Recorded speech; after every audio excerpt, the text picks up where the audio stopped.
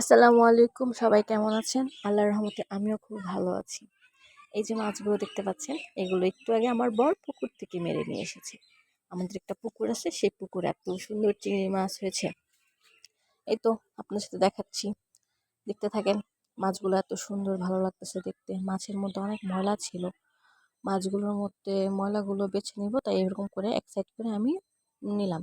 তারপরে হচ্ছে মাছগুলো আমি একটা একটা করে দেখতেছি, মানে এত তরতাজা মাছ, ভালো লাগছে, তিরিং বিরিং করতেছে মাছগুলো। তো আমার এতটাই ভালো লাগতেছে, আমি মাছগুলোকে আগে কিছুক্ষণ খুবই ভালো করে দেখতেছি, ওদের সাথে একটু দুষ্টুমি করতেছি। তারপর মাছগুলোকে আমি এই তো একটু বাছার জন্য একটু এলোমেলো করে দেখতেছি, এগুলোর মধ্যে যে ময়লাগুলো আছে সেগুলো, একটা পোকা ফেলে দিলাম আমি।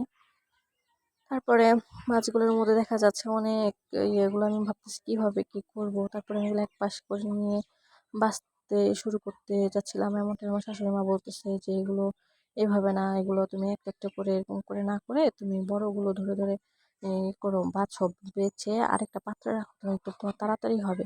আমি সেইভাবেই মার কথা মতো কাজগুলো করতেছিলাম। মা বলে গেল, আমার ছোট একটা বাচ্চা আছে, মা আবার আমার ছেলেটাকে নিয়ে একটু বাইরে গেছে, ও ঘরে থাকতে যাচ্ছিল না, বিরক্ত করতেছিল।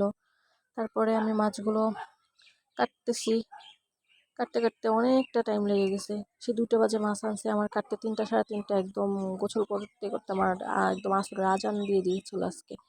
এত কষ্ট হচ্ছিল মাছগুলো কাটতে, বাট মাছ দেখে এত শান্তি লাগছে, কষ্টটা সব ভুলে গেছিলাম। এই তো কাটা কোটি করতে করতে বেছে এইভাবে নিচ্ছিলাম। তারপর সবগুলোর মাথার যেভাবে কাটতে হয় সেভাবেই কাট কেটে টেটে ধুয়ে এই তো আপনাদের সামনে দেখাচ্ছি। কি সুন্দর হয়েছে দেখেন, দেখে সবাই মাশাআল্লাহ বলতে ভুলবেন না।